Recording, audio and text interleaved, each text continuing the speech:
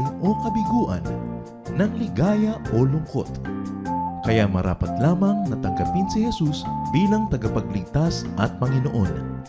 At matapos yun ay panariwain ang katapatan at paglapit sa Kanya bawat araw o day by day.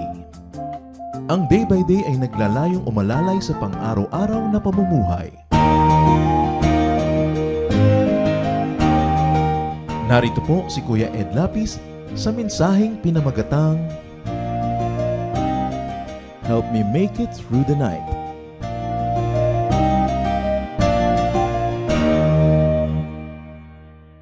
Purihin natin ang Hari ng mga Hari, palakpakan natin Jesus, Lord of Lords, King of Kings. At habang ang Panginoon po ay Hari ng mga Hari, Diyos ng mga Diyos, He should be the Lord of day and the Lord also of the night. But the devil comes to steal, kill, and destroy. And there are many pretenders and usurpers. Marami pong umaagaw sa trono ng Panginoong Jesus, lalo kung gabi na.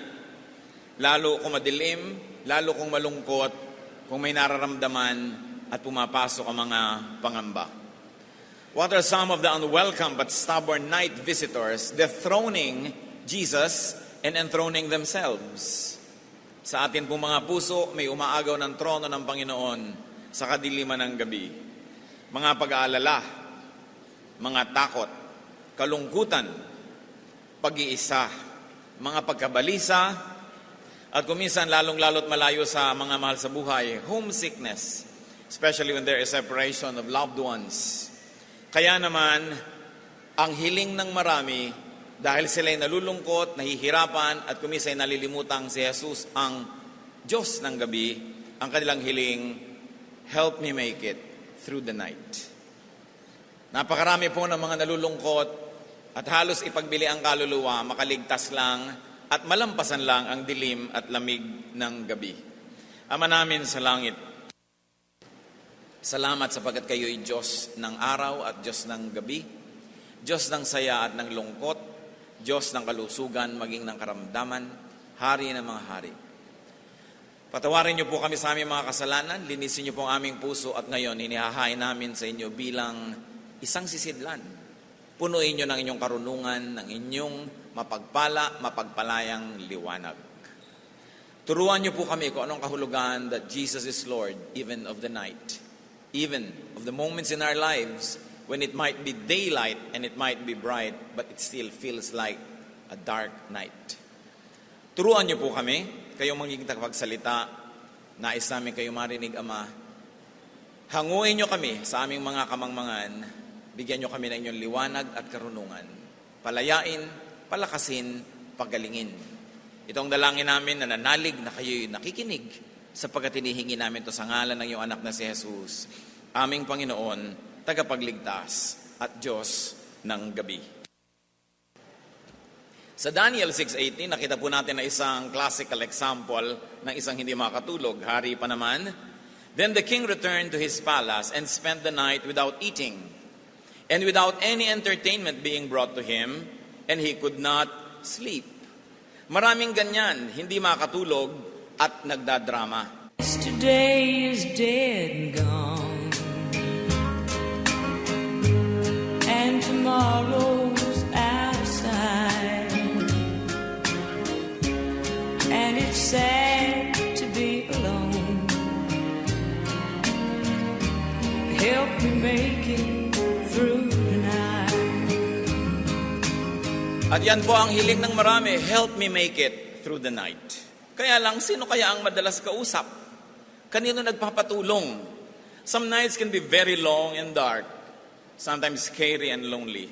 How to make it through the night, especially for the people of God, during that difficult night which visits many people. Kung tayo dinadalaw na nito, pakinggan yung mabuti. At kung hindi pa, pakinggan para kung dalawin kayo sa darating na mga panahon, tayo'y handa na. When you are bothered, when you're scared of something, sometimes when you are afraid of sleep itself, when you're extremely sad and sleepless, stay in bed. Saan natin pwedeng piliin yan? One good thing to do, sabi nila, count sheep.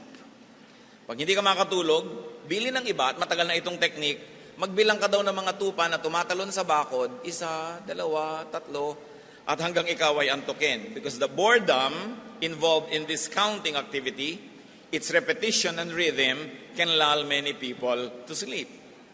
There is something better to do than just count sheep. Sabi ng iba naman na maraming eksperimento, imagine water moving. Mabisa daw magpaantok na ini-imagine mo tubig na dumadaloy, umaalon o kaya ay dumadaan sa batis. Sa isa pong napakahalagang experiment na ginawa sa Oxford University, ang mga hindi makatulog ay hinati sa dalawa at yung iba pinagbilang ng tupa, tulad ng pinag-uusapan natin to count sheep, at yung iba pinag-imagine ng tubig na gumagalaw at higit lalong naging mabisa na pampatulog. So you have a good and a better prescription, but the best, stay in bed and talk with the shepherd. After all, Jesus is the shepherd of the night. Sabi sa Psalm, even though I walk through the valley of the shadow of death, I will fear no evil, for you are with me. Therefore, kung hindi kayo makatulog, pray. Psalm 63:6. O God, you are my God. Earnestly I seek you. On my bed I remember you. I think of you through the watches of the night. Hindi ka pala makatulog, isipin ng Panginoon, makipag-usap sa Kanya, makipagniig. If you don't want to stay in bed, and if it doesn't work, get out of isolation. Get connected. Reach out to people. Maraming mga lungkot, takot at hilahilang nawawala. May makausap lang tayo, o maka-text, o madinig natin yung boses, o kaya ay maka-chat. So depending on how people are proximate to you, depending on their time zones, and depending on your personal closeness to them, you may call or text or chat. Because communication can be a very great therapy. 2 Corinthians 2:4, for I wrote you out of great distress and anguish of heart and with many tears. Maraming bigat ng loob pag naisusulat na ipapahayag ay gumagaan. Proverbs 27:10, better a neighbor nearby than a brother far away. So mahalaga na meron tayong mga kapalagayang loob na pwede makipaglamay sa atin kung di tayo makatulog, kalimutan ng mga sarili nilang antok at mga appointment kinabukasan at willing sila na mapuyat dahil sinasamahan tayo. So it's good to be friendly and to have such friends. Another way to make it through the night is to engage your senses. Get out of bed, do whatever you enjoy that is not offensive to God. Very especially, read or listen. You may listen to voices that are taped. You may listen to music. Esther 6:1. That night the king could not sleep, so he ordered the book of the Chronicles, the record of his reign, to be brought in and read to him. Hindi makatulog ang hari, kaya ang ginawa niya, pinabuklat ang mga records, ang history ng kanyang pamamahala, at in fact, yung kanyang pagbubuklat na yon ang nakapagpatuwid ng isang malaking mali at nagbunga ng mabuti para sa marami. Pag hindi ka makatulog, gumawa ka ng kung ano. Hindi mo kailangang pilitin ang sarili mo. Noon pong si Charito Solis ay sumakabilang buhay, kami po ay magkasama sa isang resort sa Pansol. Magmamadaling araw, napakahirap na gabi, at nung mabalitaan ni Susan Roses na si Charito ay pumayapa na anong ginagawa niya 2:00 ng umaga, nag-aayos siya ng cabinet. Siguro hindi siya makatulog at kumuha siya ng paraan para maging kapakipakinabang yung kanyang oras. One other thing we can do is to change the equation. Kung hindi ka masaya, change the equation. When possible, change your body electricity, change your body kinetics. Mahalagang matutunan natin ang mga ito sapagkat maraming kuminsan nakakapagpakamatay pa dahil lang sa lungkot ng gabi. Meron naman na kinakatakutan ng gumabi dahil maiinip. Ang gusto na lumiwanag. At dahil nga napakaraming mga OFW sa kakahiwa-hiwalay mag-asawa, mag-ama, mag-anak, maraming naiinip. Huwag natin kakalimutan that Jesus is the Lord of the night. At maraming pwedeng gawin na praktikal, like take a warm shower. Pinatutunayan niya ng maraming mga dalubhasa na nakakatulong. Take a walk, kung safe, sa lugar na pwede kang maglakad-lakad. Umawit ka. O kaya go out. Kung meron kang garden, go out to the garden. If there's a balcony, breathe some fresh air. Maraming himalang nangyayari sa ating lungkot, sa ating mga agam-agam at takot, maiba lang ang kapaligiran. Mahanginan ka lang, maliwanagan ka lang, naiiba. And very importantly, it might help to change your body chemistry. lalo't sobra ka na de-depress, eat lightly. 1 Samuel 14:29, Jonathan said, "See how my eyes brightened when I tasted a little of this honey." Nangihina na siya, igugupo na siya ng panghihina ng katawan at panghihina ng loob, nakakain lang ng konting pulot, pukyutan, sumigla. Have an enjoyable drink, pero huwag yung lalong nakakagising dahil baka hindi na naman antukin. And whenever you can, get professional and safe medical help. May mga sleepnesses, mga kapatid, na clinical talaga. Hindi nadadaan sa paligo, hindi nadadaan sa pagkanta, kailangan mo talaga ng medical intervention. And when taken under proper medical advice and supervision, when taken wisely and sparingly, small pills can do big wonders. At para maitawid ka sa isang napakahirap na pagkakataon, treat it as an instrument of God's goodness to you. Let us not stigmatize pills and even psychiatry when during clinical situations is the only available and practical help. Kaya hindi natin kailangang itago yan. Ikaw pala, nagpapakounsel ka. O kaya you are seeing pala a psychiatrist. Bagamat siyempre, ingatan din natin that altering body chemistry is not always the wisest thing to do. Pero meron talagang clinical cases na halos mabaliw na sa kakulangan ng tulog, sa pag-aalala, kailangan i-alter ang kanyang body chemistry. And when all else happens or fails, mga kapatid, just survive the night. Yan ang napakahalaga. Anumang lungkot, anumang dilim, natatapos ang gabi. At alam na alam niyo yan, mga kapatid, iba ang takbo ng isip natin pag alas 2 ng umaga, alas 3 ng umaga. Parang yung lungkot, mas lumulungkot. Yung takot, mas sumisidhi. Yung dilim, mas madilim. Pero naiiba na yan pag 5:30 na ng umaga at 6 o'clock, nagbubukang liwayway, maiiba ka rin. Just survive the night. Don't do anything crazy or foolish or self-destructive. Don't destroy other people. Don't destroy relationships. Just hang on. Be a survivor, not a casualty of a dark night. Live for the morning after. Dahil kahit ano mangyari, siguradong may bukas pa. Got to be a morning after. Siyempre, may morning after. Hindi pwedeng yung gabi, hindi na matapos-tapos. So there's got to be a morning after. Matatapos ito, I will survive this. Very importantly, kung gusto natin pong lutasin ng mga problema sa gabi, at gusto kong bigyan ng diin, kung hindi nyo ito problema, pasalamat kayo. Pero pag dumating, alalahanin nyo na ihanda na tayo. At kung meron kayong mga mahal sa buhay na ito ang problema, huwag sabihin, sa matulog ka, huwag mong isipin yun. Don't dismiss them and brush them off just like that para makatulog ka at iwan ka at ikaw ay magsaya kasi kailangan ng tulong ng mga hindi makatulog. Parang nag-iisa ka na gusto mong gisingin lahat ng tao. Iba ang nararamdaman, kaya unawain natin ang mga ganong mga cases. Huwag natin sabihin, ini-imagine mo lang yan, mahiga ka, makakatulog ka. Pinakamaganda, samahan natin sila. Pero yung may mga ganitong mga pinoproblema, the most important thing is to be prepared because most problems are prepared and mixed way before it. Bago dumating, ang mga ganitong uri ng gabi, paghandaan na. So let's look before the sleepless night. Kanina, yung sleepless night mismo, ano ba ang dapat nating siyasatin bago pa dumating yun? Very dark nights and horrors could be eliminated and minimized and avoided when we make right with God.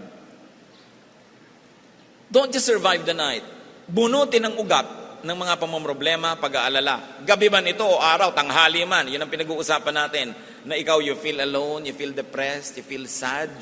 Make right with God. Psalm 127:2, He grants sleep to those He loves.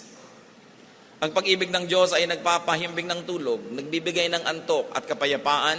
Kaya isa nating dapat suriin, meron ba akong atraso sa Diyos? Meron ba kaming hidwaan ng Diyos na dapat kong sukuan at ayusin para maayos ang aking pagtulog? Now, don't feel needlessly guilty kung hindi naman ito yung case. Kung minsan talagang clinical or chemical yung reason at meron talagang dahilan para hindi ka makatulog, pero siya sa atin din ang sarili, baka dito nagmumula. Make right with enemies. With friends who have become enemies. With people who were close to you but now are not close to you anymore. Make right with people who matter. People you care about. but have become probably an enemy. Marami tayong mga tulog dahil marami tayong kaaway. Marami tayong hindi magkatulog, ang ibig kong sabihin. Marami tayong puyat, pagkabagabag, pagkabalisa, kasi may mga tao thinking negative thoughts about us. Siyempre, apektuhan tayo nun. May espiritu siya, may espiritu ka. Nag-uusap yung mga espiritu nyo. May talab sa'yo yon. O kaya tayo mismo ang merong guilt. Guilt na kung minsan hindi malinaw, hindi natin nire-recognize, pero guilt nevertheless. At ginugulo ka nun. Peace and peaceful relationships are great tranquilizers. Pagpayapa ang relasyon mo sa iyong asawa, sa iyong biyanan, anak, magulang, kapatid, kaibigan, kanegosyo, kasosyo, kadil sa mga hanabuhay, malaki ang pagkukunan mo ng payapa. Romans 12:18, if it is possible, as far as it depends on you, live at peace with everyone. Maraming pagkapuyat dahil sa hidwaan. So pay payables, pay debts. Kung may mga utang tayo, bayaran. Utang na loob, suklian. Utang na material, bayaran, hulugan. Romans 13:7, give everyone what you owe him. Ang paniningil ng mga taong walang boses dahil nahihiya o natatakot maningil, nakakagising yan sa ating budhi. Conscience can awaken you and conscience can keep you awake. Because there is a wonderful power that happens between the spirits of various people. Kaya kung minsan may kausap ka, nakangiti ka, pero nakangiti rin siya, pero alam mong hindi talaga kayo nagingitian dahil yung espiritu nyo nagkaaway. May pag-uusap ang mga espiritu at kuminsan tayo ginugulo dahil sa ganung mga bagay. So get forgiven and forgive others. Malakas pumuyat yung hindi ka nagpapatawad. Ang puso mo parang may mga lamang lason dahil may galit kang kinikimkim, may sama ka ng loob na nakatanim, na malalim ang ugat, may mga galit ka na iniipon mo para lang ibulalas isang araw, ikaw ang nagdurusa dahil maapektuhan ang iyong pagtulog. Matthew 6:12, forgive us our debts, as we also have forgiven our debtors. Because forgiveness is like a very nice comforter on your bed. Para kang may malambot na unan o malambot na kumot, kung ikaw'y mapagpatawad. At yun ang nagpapahimbing sa iyong tulog. Isa pa pong dapat nating isipin, kung lagi tayong balisa, naguguluhan, natatakot, nalilito, make right with yourself. Baka naman ang kalaban mo ay sarili mo. Ephesians 5:29, no one ever hated his own body, but he feeds and cares for it. Kung minsan, sasabihin nyo, paano ko naman lalabanan yung katawan ko, ang sarili ko?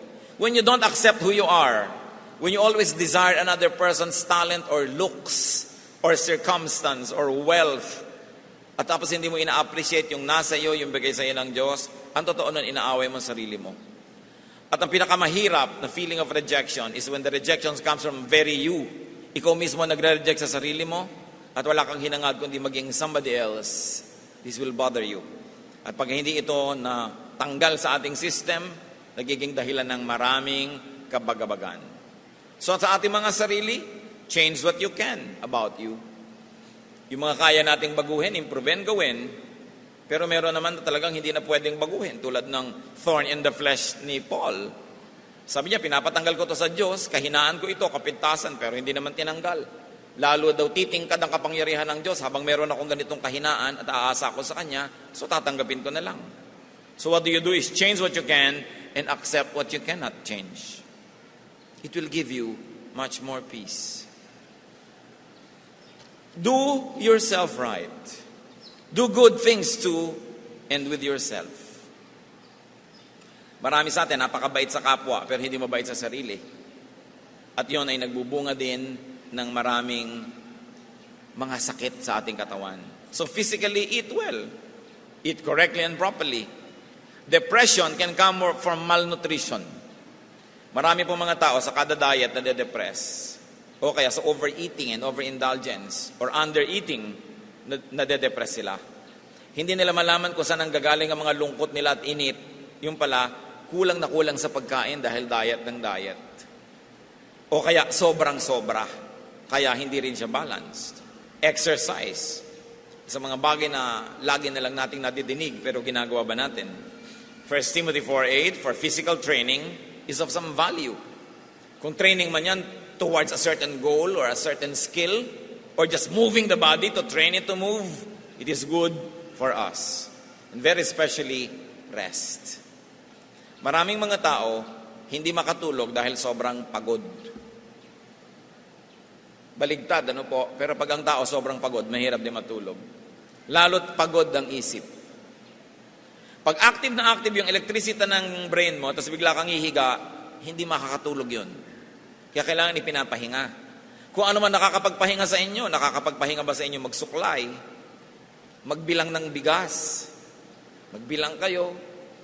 Yung iba nanonood ng TV o makikinig ng music, iba naglalaro ng konti. But do something to relax para mapahinga ang isip. Ang isip po natin kasi hindi parang switch ng ilaw, pwede yung on-off, on-off. Pag masyadong active na active yan, ang tagal bago mag-turn off. Kaya kung excited kayo, halimbawa, sino sa inyo halimbawa excited tungkol sa atin ngayong dito po sa atin, kagabi di kayo makatulog. Kasi excited kayo. O kaya tapos na, iniisip-isip mo pa, hindi ka pa rin makatulog. Kasi yung isip, hindi basta-basta na-turn off yan. Kaya hahanap ka ng paraan para dahan-dahan siyang pumahinga. Very importantly, watch your thoughts. Bantayan kung ano mga pinag-iisip natin at pinapayagan nating pumasok sa ating isipan. Unclutter your mind. Fill your mind with truthful and beautiful thoughts. Matutulog ka na lang, manonood ka pa ng horror. Huwag kang magtaka pag binangungot ka. At maraming mahilig sa mga thrillers, bangungutin. Kung ano-anong nai-imagine. Damit lang sa sampayan, nagiging white lady. Kaluskus lang ng gagamba, nagiging mga tanikala na hinihila ng mga paa. Kasi mahilig mong takutin na yung sarili. Siyempre, pag pinasok mo sa isip mo, nakakatakot, yun ang maglalagi doon. At pag natulog ka na hindi mo nababantayan ng isip mo, ang mananaig yung laman nun. O kaya yung huling laman nun. Kaya pagka meron kang iniisip na tao bago ka matulog, kadalasan napapanaginipan mo. Kasi yun ang huling laman. Nung nag-turn off ka ng utak mo, hindi pa niya tina-turn off ang sarili niya, aandar pa ng konti, it will manifest in dreams. So we fill ourselves with beautiful thoughts. If you can beautify your bedrooms, paint them nicely na pastel colors, mga malalamig sa mata, yung mga hindi nakakatakot na bagay, no? Hindi yung mga listahan ng utang nakalagay doon sa inyong headboard, pabangungutin talaga kayo noon. Ilagay nyo sa iba. Philippians 4:8, whatever is true, noble, right, pure, lovely, admirable, if anything is excellent or praiseworthy, think about such things. Yun ang dapat pag-isipan. And emotionally, deal with and release negative emotions. Kailangan yung mga sama ng loob, mga galit, inaalis yan. Pwede mong alisin yan. Una, ipahayag mo. Alam mo, masama loob ko sa iyo kanina. Palagay ko, wala naman ako sa lugar, pero gusto kong sabihin sa iyo sumama ang loob ko. Pwede. O kaya, himingi ka ng tawad. O ipagtapat mo na nagalit ka, nawawala yung bigat. O kaya kung talagang wala siya, ipagtapat mo sa Diyos ka humingi ng tawad. Ang mahalaga, nagpapatawad ka, inaalis mo yun kasi matutulog ka, may laman ng mga negative thoughts ang iyong puso. Ecclesiastes 11:10, so then banish anxiety from your heart and cast off the troubles of your body. Alisin mo yan sa katawan mo, alisin mo yan sa isip mo. Unburden to God. Magsumbong ka sa Diyos. Umiyak ka sa Diyos. Napakalaking comfort yung umiiyak. Pinag-aralan po yung luha being released by the lacrimal glands. Nakita nila yung mga chemicals ng tense muscle. Pag takot ka o galit ka, yung naninigas ang muscle mo, yung chemical na nandun, nasa luha. Kaya nakita niyo yung mga iba, matapos mag-iiyak, makakatulog ng mahimbing. Kasi lumalabas yung mga laso ng katawan at tension sumasama sa luha. Kaya siguro mas madalas, nauunang gumraduate sa patungong langit ang mga husband kaysa wife eh. Kasi ang mga wives, mas madalas umiyak. Lumalabas yung stress at tension. Yung lalaki, syempre, macho, hindi niiyak, biglang lang, blag, patay. Kasi hindi na ilalabas ang emosyon. Kailangan siguro matuto tayong umiyak. Kaya nga inilagay ng Diyos yung mga glands na yan para alisin yung mga tension sa ating katawan. In fact, Jesus wept. So wala nang dapat ikahiya ang mga lalaki kung umiiyak. Si Jesus ang naunang nagbigay ng halimbawa. Psalm 5, 1-2, Give ear to my words, O Lord. Consider my sighing. Listen to my cry for help, my King and my God, for to you I pray. So unburden to God, unburden to another person, especially to a friend. Kahit naman kumisa sa sarili mong anak, sumasama din ang loob mo. Kung may kaibigan kang napagsasabihan nun, malaking bagay. Sa kaibigan mo, sumasama ang loob mo. Kung nasasabi mo sa anak mo o sa asawa mo, malaking bagay. Sama mo ng loob kumisan sa asawa mo, masasabi mo sa napagkakatiwalaan mo, malaking bagay yon. Job 6:14, a despairing man should have the devotion of his friends. At pag kami humihinga sa atin, naglalabas ng sama ng loob, don't be God, don't be judge, don't be goody-goody, and don't always give a moral lesson. Nag-unburden lang siya, hindi mo kailangan magbigay ng lesson. Hindi mo kailangan sabing mali ka, tama ka. Sabi lang, sige, ano pa. Yung nakikinig ka lang, malaking tulong mo na yon sa tao. Kaya naman kung minsan ayaw magsabi sa'yo, i-judge mo, i-correct mo na agad. Hindi pa siya tapos, sabi mo, mali ka dyan. Hindi naman siya humahanap ng tama o mali. Ang hinahanap lang niya, maihinga ang sama ng loob. At napakaganda sa Tagalog, maihinga. Literally, sinabi mo, yung sama ng loob na ihinga, lumabas. Kaya mahalaga, nakakahinga, at tayo nahihingahan din naman. Have friends. Be friendly.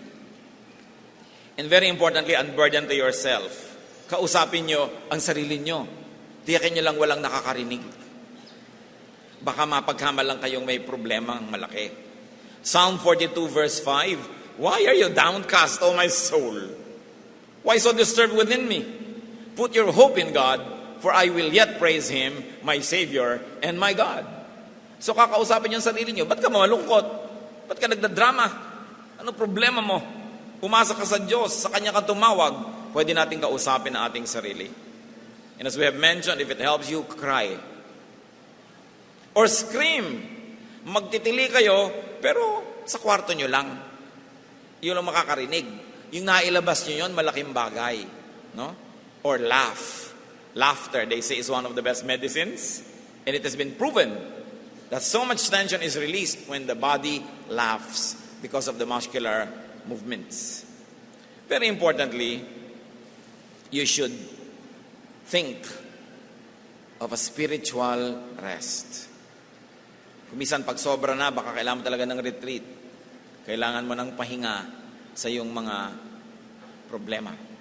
Psalm 62:5, Find rest, O my soul, in God alone, my hope comes from Him.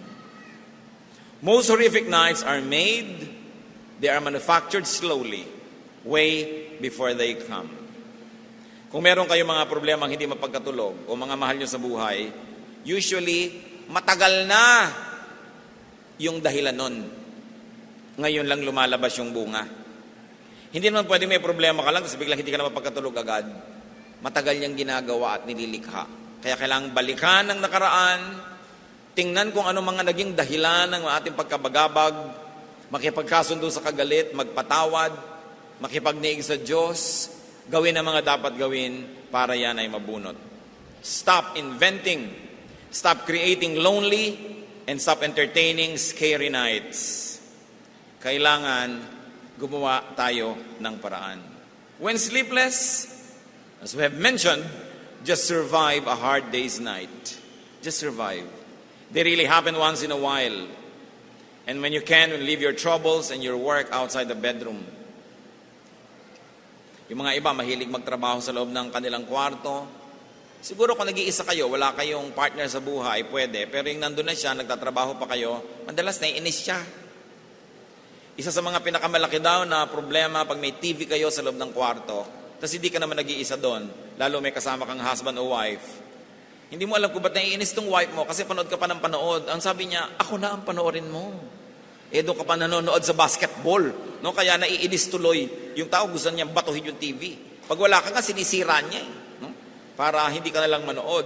Kasi pinagseselosan ng partner sa buhay ang TV. Pinagseselosan ng computer. Pinagseselosan yung text. Pinagseselosan, hindi siya ang ka-text mo. Text ka ng text, tapos kiliting-kiliti ka habang may ka-text ka. Siyempre, inis na inis yung kasama mo. Yung mga ganyan, inaalis mo yun sa bedroom. Job 7:13, My bed will comfort me, and my couch will ease my complaint. Ngayon, mga kapatid, makinig kayong mabuti. Hindi talaga kayo makatulog, ginawa nyo na lahat. Eh di huwag kayong matulog. Sino ba may sabing matulog kayo? Ba't nyo pinaproblema? Huwag kayong matulog dahil aantukin din kayo. Mag-ibang panahon. Isa kasi pinipilit natin dahil ang tulog yung iba. Huwag nyo problemahin yan. Tulad ng lagi ko sinasabi, malungkot ka. Nagawa mo na lahat para sa pasahin ang sarili mo. Malungkot ka pa rin? Eh, di malungkot ka. Problema ba yun? Kasi pagsasawaan ka rin yan. Pagsasawaan ka ng problema, pagsasawaan ka ng lungkot, pagsasawaan ka ng puyat, makakapahinga ka rin.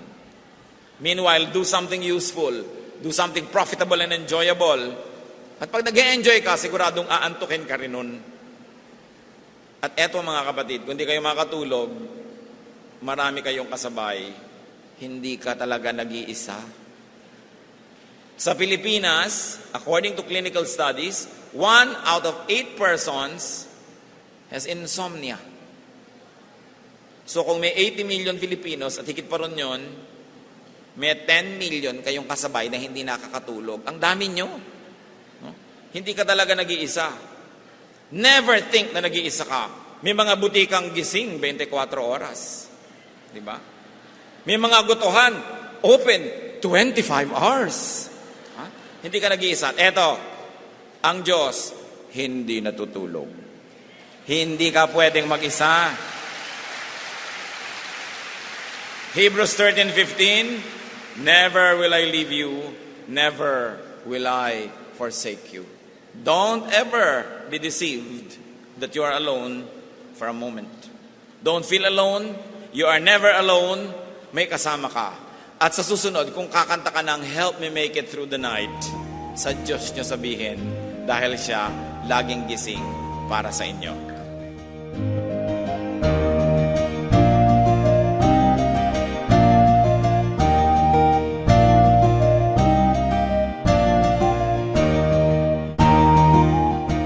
Ang katatapos pong mensahe ni Kuya Ed Lapis ay pinamagatang Help Me Make It Through the Night.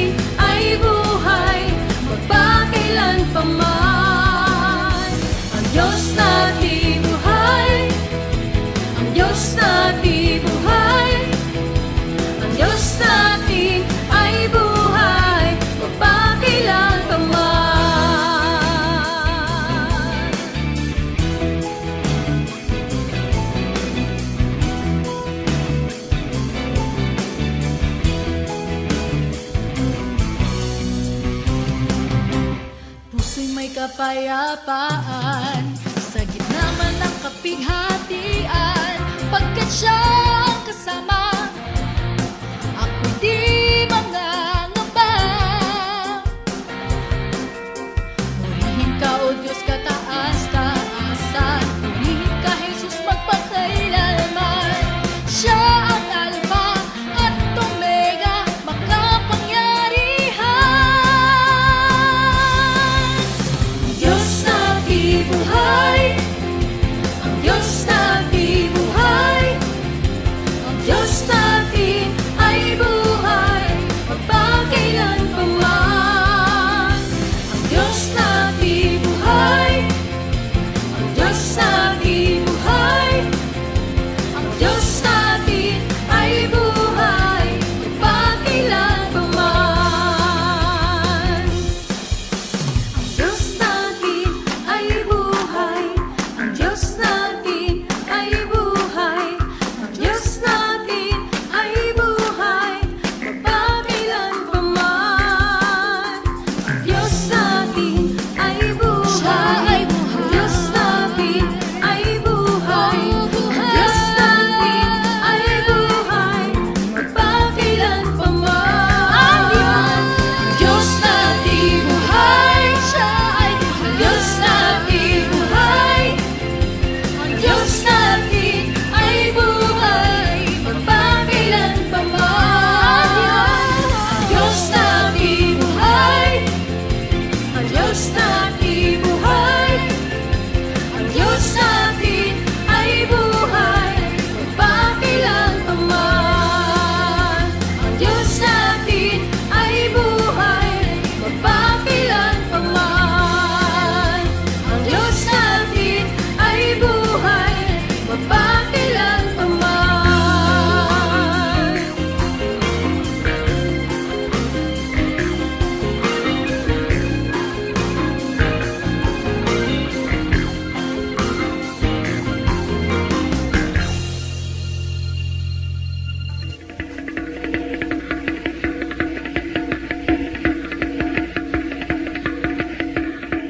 Maraming kasaysayan ang musika ng ating bayan at pawang lahat yon ay mga hiyas ng ating lahi.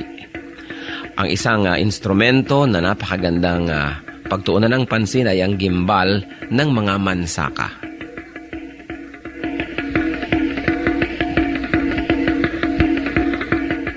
Ang gimbal ay isang magkabilaang tambol na matatagpuan sa hilaga at silangang bahagi ng Davao sa grupo ng mga mansaka.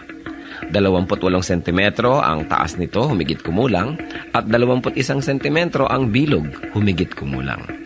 Yari ang gimbal sa isang katawan ng punong kahoy at ang magkabilang dulo ay tinapala ng pinatuyong balat ng usa.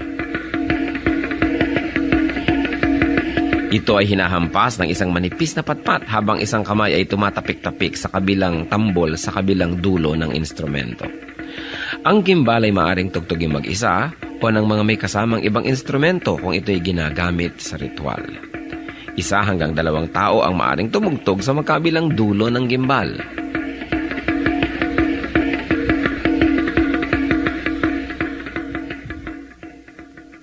Kadalasan ang gimbal ay tinutugtog bilang saliw sa sayaw na ang karaniway kung ano-ano ang pangalan ng tugtugin ay siya ring pangalan ng sayaw. Kung ano ang tawag sa instrumentong ginagamit ay nagiging tawag din sa sayaw mismo. Kung minsan ang gimbal naman ay tinutugtog sa paglalarawan ng kalikasan, halimbawa ang mabilis na pag-agos ng tubig sa batis.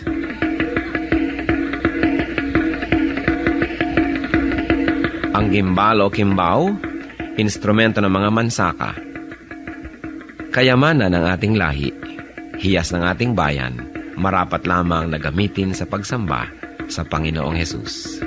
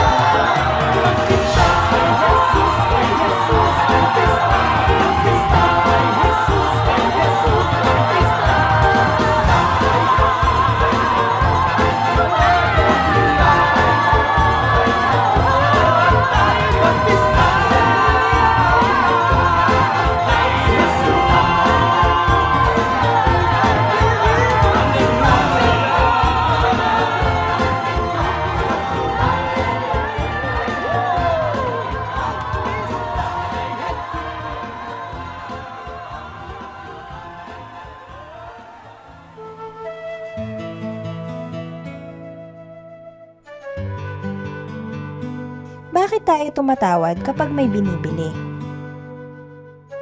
Una, out of necessity. Gusto natin mas stretch ang ating budget. Gusto natin mas maraming mabili ang ating konting pera. So, tatawad ka. Pero naging art yan eh. Dahil ang tindero din naman, dahil ayaw niya natatanggi kahit kaninong tatawad, talagang dinadagdagan na niya yung presyo sa simula pa lang para pag tumawad ka, mapagbibigyan ka niya at hindi mukhang ikaw ay nabigo. Kaya naman pag hindi ka tumawad, lugi ka dahil yung original price built-in na talaga doon, yung para tawarin mo at mabawas. Napakagandang pakikipagkapwa yan dahil yung mga tindero man, ayaw nilang biguin ka, pero ayaw din naman nilang malugi. So magdadagdag na sila sa simula, masaya ka dahil nakatawad ka.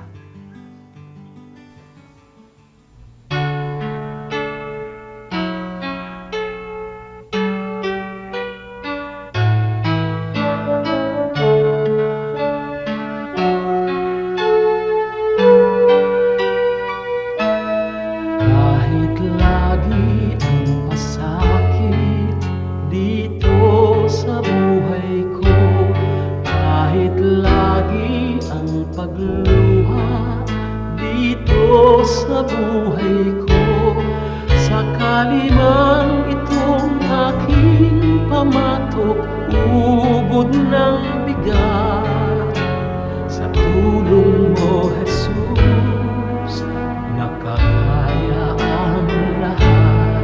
Kung sakaling ang ligaya'y di pa natagpuan, kung sakaling ang ginhawa'y di pa nakakamtan, sa piling mo, Jesus, ako ay lagi nang nakatanaw sa langit mong laan, di na mamamanglaw.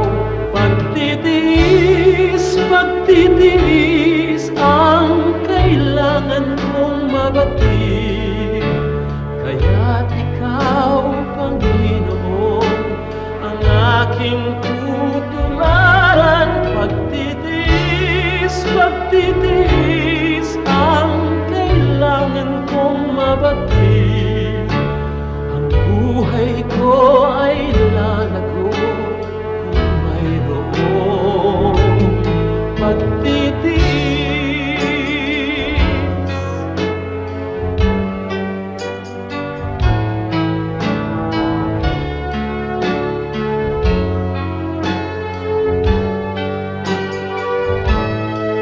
Kung sakaling ang ligaya'y di pa natagpuan, kung sakaling ang ginhawa'y di pa nakakamtan, sa piling mo, Jesus, ako ay lagi nang nakatanaw sa langit mong laan, di na mamamanglaw.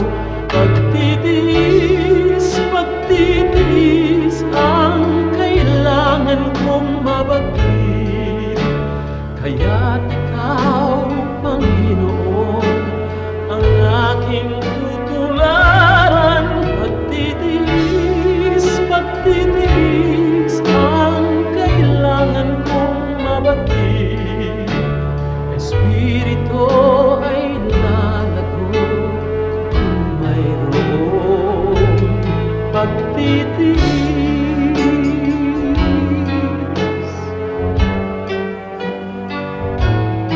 Pagtitiis.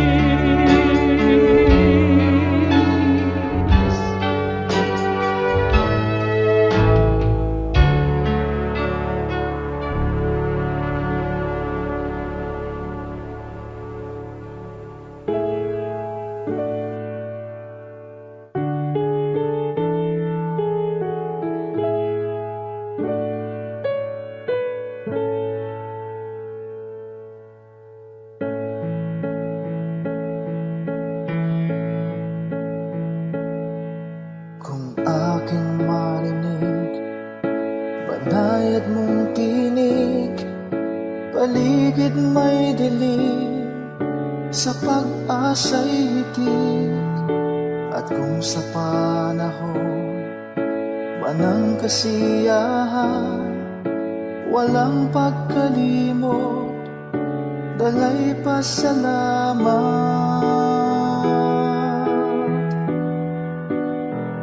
Alay ko ay papuri, damhin mo pagsamba, ang pag-ibig mo sa'kin walang hanggan.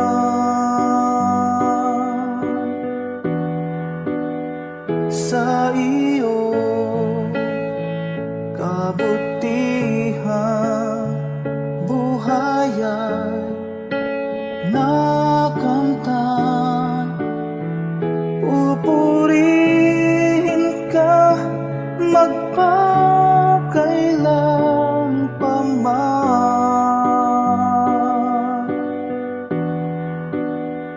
aking Diyos.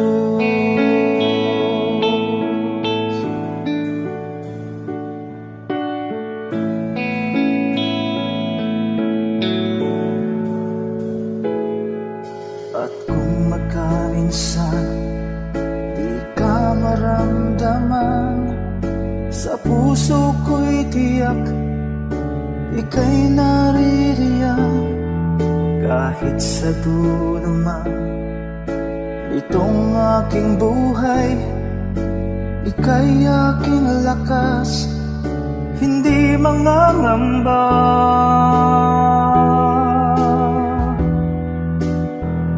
Alay ko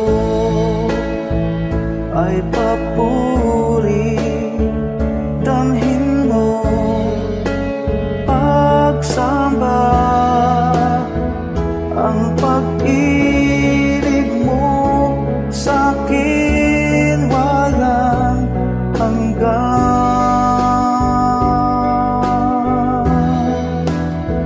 Sa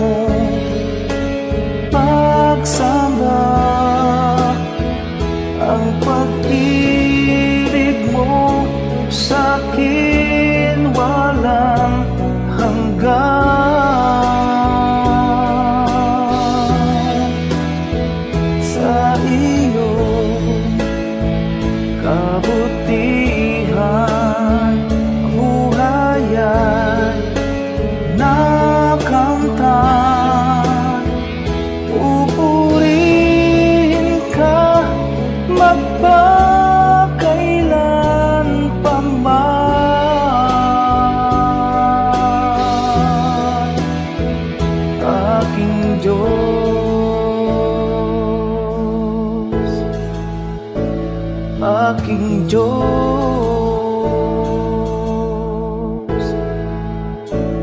aking Diyos.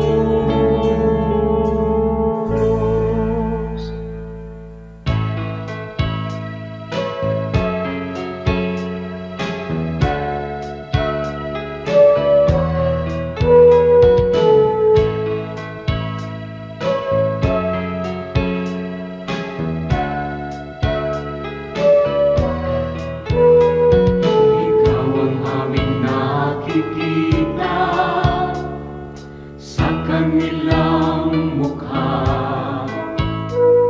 Kaya ang mabuting balita binabahagi sa mga dukha. Ngunit paano nilang masisilayan ang habag at pag-ibig mo kung hindi mapatutunayan sa aming patotoo? Kaya kung paano mo kami kinalingan, kung paano mo kami minahal, sa aming buhay nawa ay magbunga ng pagtitiyaga at pagpapagal sa aming kilos, salita at damdamin. Maranasan nilang totoo ang kabutihang natutunan namin na nagmumula sa'yo.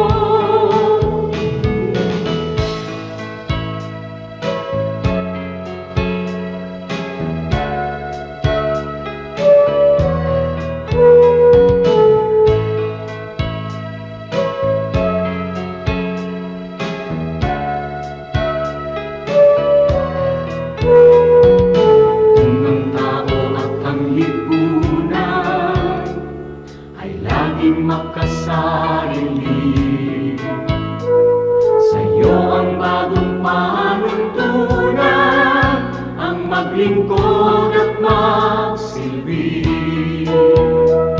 Ang aming pananampalataya patuloy mong palaguin, at sa iyong dakilang biyaya di ka namin bibiguin. Kaya kung paano mo kami kinalingan, kung paano mo kami minahal, sa aming buhay nawa ay magbunga ng pagtitiyaga at pagpapagal sa aming kilos, salita at damdamin. Maranasan nilang totoo ang kabutihang natutunan namin na nagmumula sa'yo. Ang kabutihang natutunan namin na nagmumula sa'yo.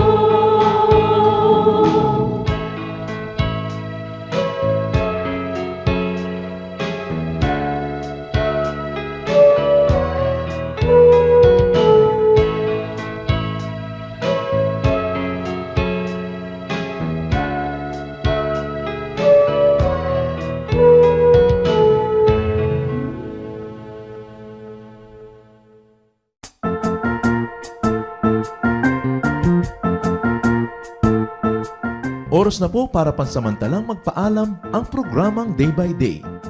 Tayo po'y magsama-sama tuwing ika-6 hanggang ika-7 ng umaga, araw-araw. Magandang umaga po at mabuhay ang Panginoong Hesus.